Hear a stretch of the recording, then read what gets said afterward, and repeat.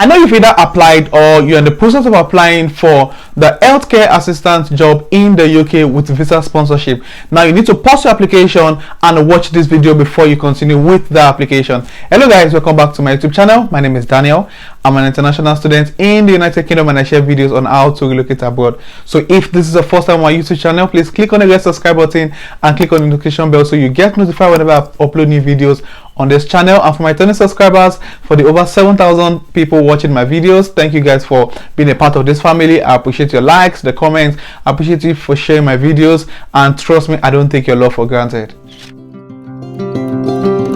Recently I met with people who just the UK as healthcare assistants with visa sponsorship, and I've also had conversation with people who are currently on their process, on the application process. Some of them are already on the interview stage, some of them are already waiting for their visa application, and I feel from the information I've gathered from them there's a need for me to share this information with you on why you need to actually stop your application right now and watch this video, get the information we share with you in this video, and decide if you still want to pull through with your application as an healthcare assistant in the United Kingdom. Now there's a news going around the social media and also on YouTube here about people who came into the UK as healthcare assistant recently in 2022, and upon getting to the UK, they started a job, and in few days after they started the job, they disappeared. They stopped going to work. They stopped picking their employer's call, and this is as a result of some of the information they didn't get or they didn't have access to before coming to the UK. Now I think I need to show you guys why you need to stop your application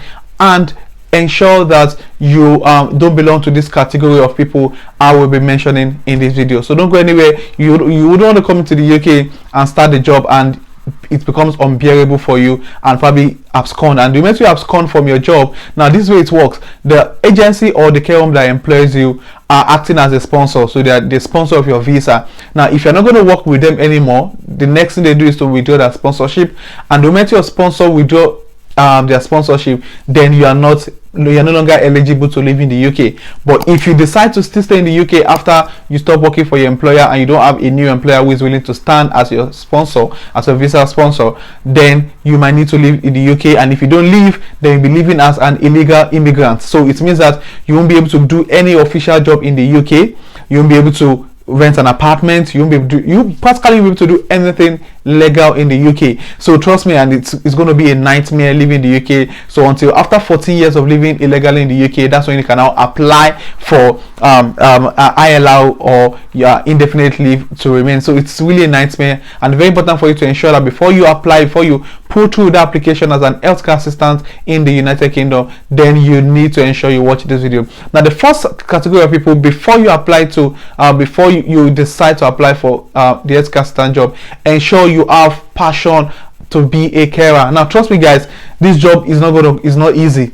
I have to be very sincere with you. It's not an easy job. Working as an healthcare assistant needs passion. Now if you're not passionate about the job, trust me, don't try and say, oh, I just want to find a way to leave your country and come to the UK. You're going to struggle. You don't want to work in a particular field that you have no passion for. So if you don't have passion for caring, you're not a natural carer, please don't apply for this job. It's not going to be an easy job. It's going to require you to put in your emotion, put in your time, put in everything that is within you. So if you've got no passion for this job, then you might not actually be able to survive. You're going to get frustrated. You don't want to come to the UK, and the major reason why most people are coming to the UK is because they want a better life, they want a better experience, and it would be a nightmare for you to leave your job back in your home country and come to the UK as an healthcare assistant and you are frustrated. So if you know you don't have passion for caring, you don't have passion for taking care of people, then you might need to reconsider your decision. Now secondly, if you are someone who is not willing to submit to authority, then you might not really want to do this job. Now this is because now if you're coming into the UK as an healthcare assistant, now it means that obviously you have people who are ahead of you. Now for an healthcare assistant, you're either a band 4 or a band 3. Now it means that you're going to be submitting to nurses who are band 5, clinical leads who are band 6, and so many other people who are going to be ahead of you. And trust me guys, most of these people that are nurses, band 6, are very young people. I've worked with someone who is I think she became a nurse, and as at the time I was working with her, she was just 21. So imagine a 21 years old young lady instructing you around, like bossing you around, telling you what to do. So if you're not someone that is willing to submit, trust me, you might really want to reconsider the healthcare assistant job. It's not, I will use the word, it's not a fancy job. It's not a job that you put on nice wear and you come to work, chill and go. It's a lot of work, like it's hard work. So if you know you're not willing to submit, you're not willing to take instructions for people that are very low to you. I've seen a clinical manager who is just he's just 29 years old. So imagine a 29 years old guy or young lady instructing you, like bossing you around,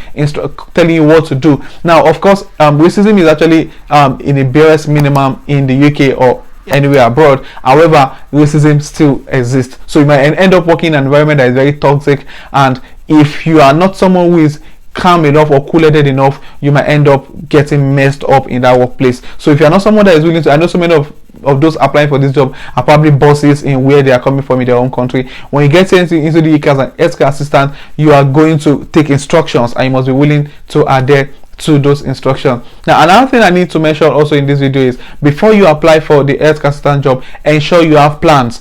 Now most of the visa you'll be getting, or most of the visa people are getting as healthcare assistants in the United Kingdom, is actually for a duration of 3 years. Some get for 5 years. Now if you're coming in for a duration of 3 years, now it's very important for you to ensure that you have a plan. Okay, are you actually going to continue with this job? Like, is this something you want to do for a long period of time? So you have to have plan before coming to the UK. And if you have intention that, okay, after your 3 years you're planning to renew the visa to keep working, then you also have to ensure you have plans, especially if you're coming to the UK with your family. Now it's no longer a news that if you're able to get this job, this visa sponsorship job as an healthcare assistant or a living carer or a senior carer, you have the ability to come into family. So if you're coming to family, then you need to ensure you have adequate plan before leaving. People are actually getting this job from abroad. Don't let anybody tell you otherwise. I've seen a lot of people coming to the UK under this visa, so people are getting the job. But it's very important for you to ensure that you have a prepared mind. Now it's no longer about leaving your country to work in the UK as an healthcare assistant. It's also about you being able to do this job and have fulfillment.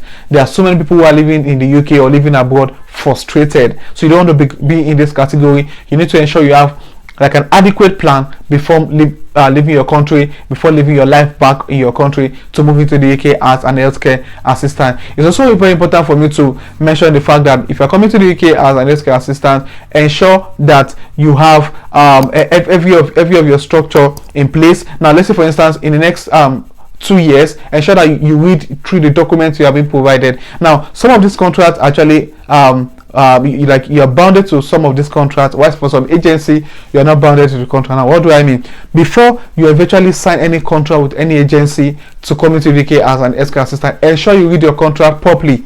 Now some contracts require that in the next 3 years you must work with them, that like you can't break the contract.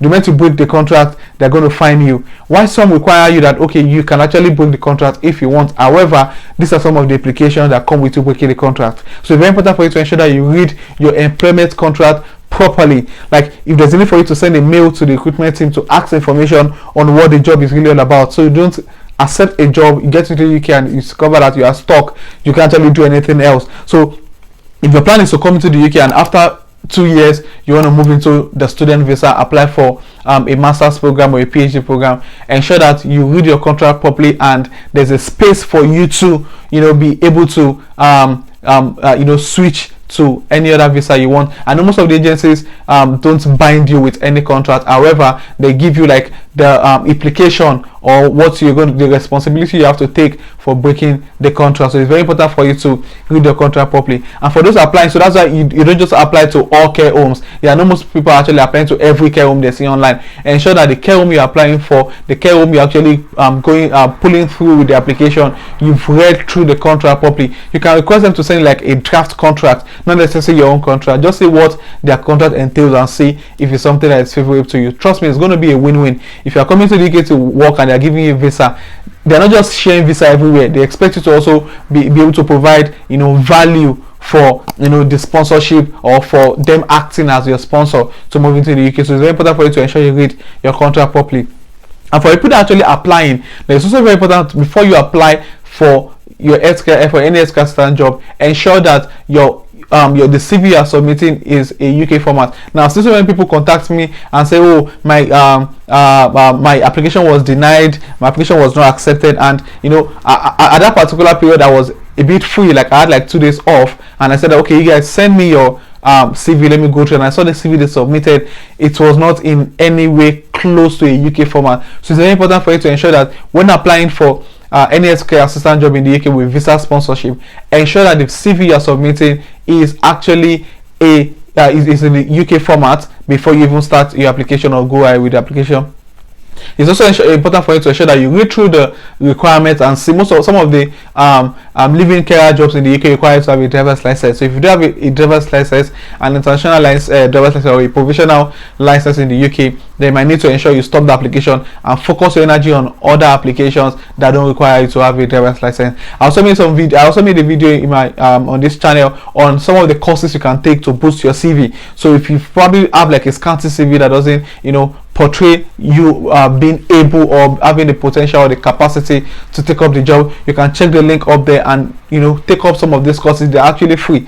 Majority of those courses are free. Check out the website, take up those courses so it can boost your chance of getting this job as an healthcare assistant in the UK. And I need to also make emphasis on this, that people are getting this job in the overseas. Now some care homes have stopped employing people from some certain countries. They've put some of these countries on the red list because of the bad representation they've gotten from people who came into this country, into the UK from some of these countries. So I'll probably make a video later on some of those countries that have been that some care homes are no longer accepting applications from them. So just as in some way, I just feel you need to ensure that if the healthcare assistant job is something you can do. Trust me, it's no longer about leaving your country. Most people are getting frustrated. Most people are not happy with the kind of job they do in the UK. Not because the job doesn't pay well, not because they don't have enough funds, but it can be frustrating. You going to work and it feels like a nightmare. You coming back from work and you actually feel miserable. So it's very important, if you don't have passion for caring, if you are not a natural carer, please, if you don't have experience as a carer and it's not something you can do for a long time, the job is filled with a lot of what's the word now? I wouldn't use the word filthy responsibility. Like it's filled with some responsibility that if you don't love the job, you're going to get frustrated. So please ensure that you've gone through this video and you've listened to some of the things I've mentioned before you continue and pull through with the application.